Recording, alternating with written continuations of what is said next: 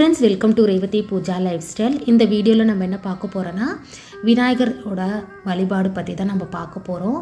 நான் வெள்ளிக்கிழமையே விநாயகரை அழைச்சி வழிபாடு பண்ணியிருந்தேன். 3 நாள் வச்சு வழிபாடு பண்ணலான்னு நினச்சி நான் வெள்ளிக்கிழமையே எடுத்துகிட்டு வந்துட்டேன். வெள்ளிக்கிழமை அரௌண்ட் ஒரு 6 o'clock மேலே தான் சுவாமியை வீட்டுக்குள்ளே அழைச்சிருந்தேன்.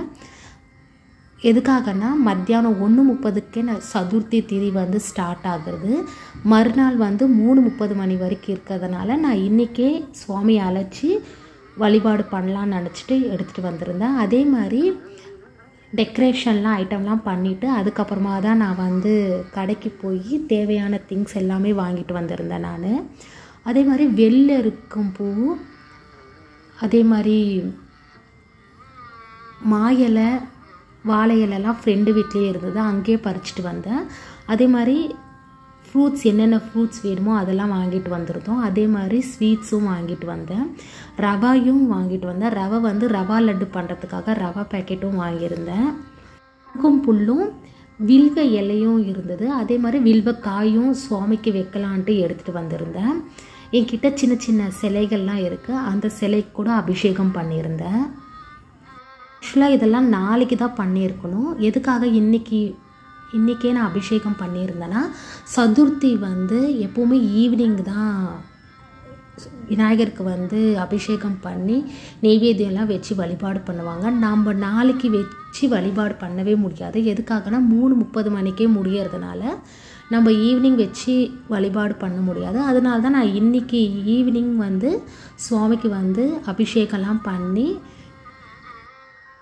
பசங்க கையால் கொடுத்து தான் நான் வீட்டுக்குள்ளே எடுத்துகிட்டு வர சொல்லியிருந்தேன்.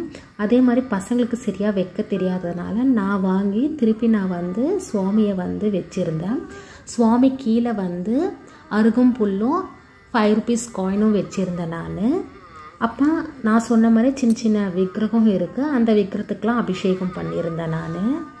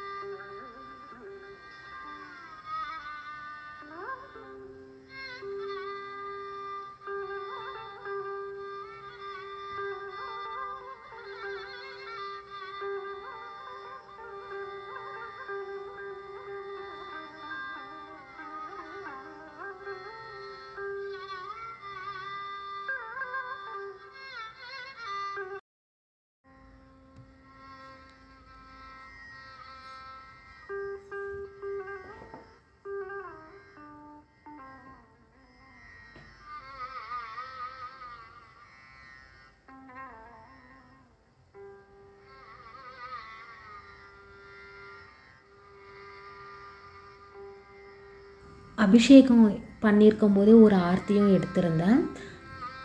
அபிஷேகம்லாம் பண்ணி முடித்த பிறகு தான் எனக்கு தெரிஞ்சது வெள்ளியில் விநாயகர் இருக்கிறது.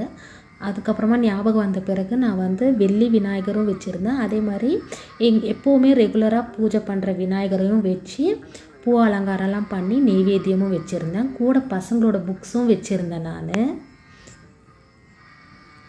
அபிஷேகம் பண்ணியிருந்த பிரசாதம் எல்லாருமே சாப்பிட்ருந்தோம். என்னென்ன அபிஷேகம் பண்ணியிருந்தேன்னா, பால், தேன், தயிர், நெய், அதுக்கப்புறமா வாழைப்பழம், இந்த 5ம் சுவாமிக்கு அபிஷேகமாக பண்ணியிருந்தேன்.